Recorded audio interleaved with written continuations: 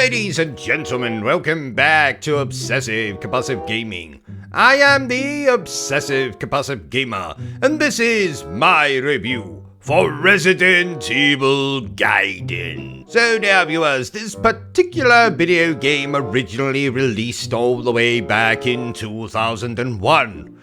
A year I remember fondly as the year I played a hell of a lot of video games. But we're not here to talk about just any bloody video game. We are here to talk about Resident Evil Gaiden. And just like that beautiful bearded bastard Barry Burton, you're probably wondering, what is this?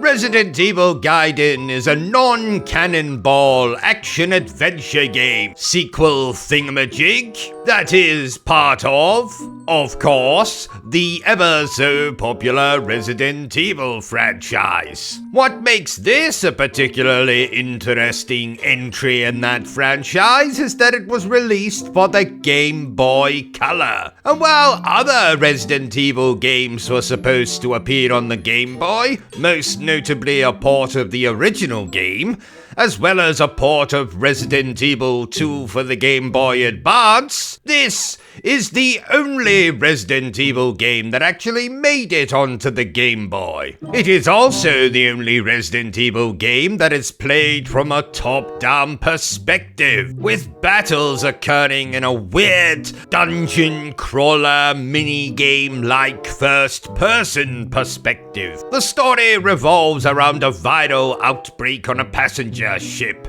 and has Leon S. Kennedy and that beautiful bearded bastard Barry Burton returning as protagonists. Like I said already, dear viewers, this is a non-canonical entry in that franchise. So anything that occurs in this game means absolute jackfruit. So let's review this handheld Resident Evil game the only way I know how, badly. And let's start with what I actually like about this game. Most notably, just being able to play a Resident Evil game on a handheld that's more ancient than Justin Bieber is rather nifty. Of course, it would be even more nifty if we could play it on consoles, but that's what emulation is for. I personally was never much of a fan of the Game Boy or the Game Boy Color or even the bloody Game Boy Advance. The screens were much too small, and if you even attempted to play these bloody things outside, you would be molested by sunlight and thus not be able to see the bloody games. Another thing I really enjoy about this game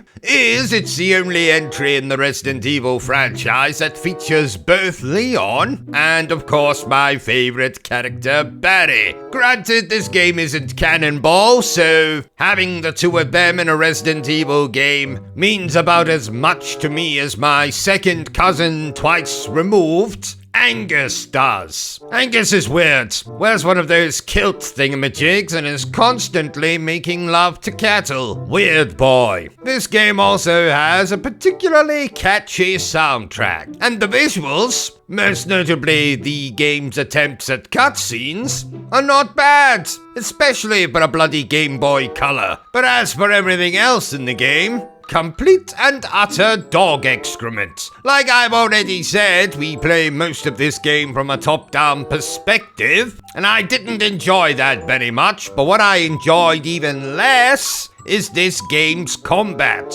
Like I said, once you encounter a zombie or two zombies, you'll go into one of these weird dungeon crawler looking screens in which you have to stop a cursor over the bloody zombie so you can shoot the bastards, or use your knife to hack away at the bastards. I know this was probably implemented as a compromise for such a garbage system as the Game Boy Color, but that doesn't mean I have to enjoy it. And you can bet your third nipple I didn't enjoy it, especially in this game's versions of boss fights. Absolutely horrendous. But what is even more horrendous than that is just trying to find your way through this bloody game.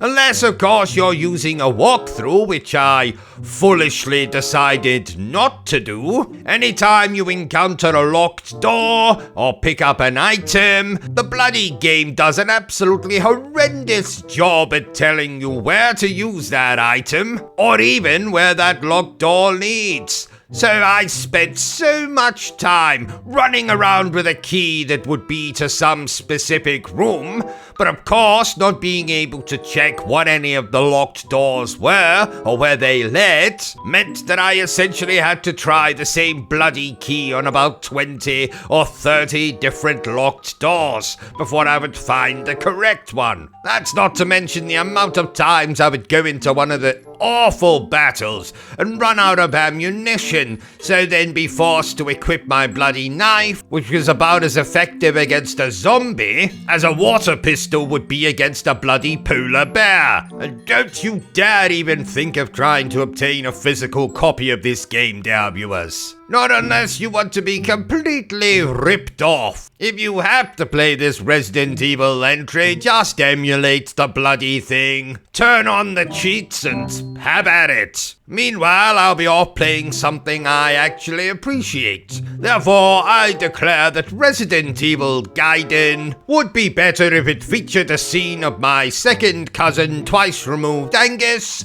making love to cattle. So there you have it, ladies and gentlemen, another review by yours truly.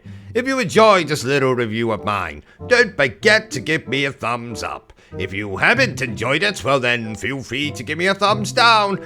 But please remember the single most important thing I always tell you, dear viewer, and that is to always stay obsessed with gaming. Are you still here? Oh. You must have really enjoyed this video then.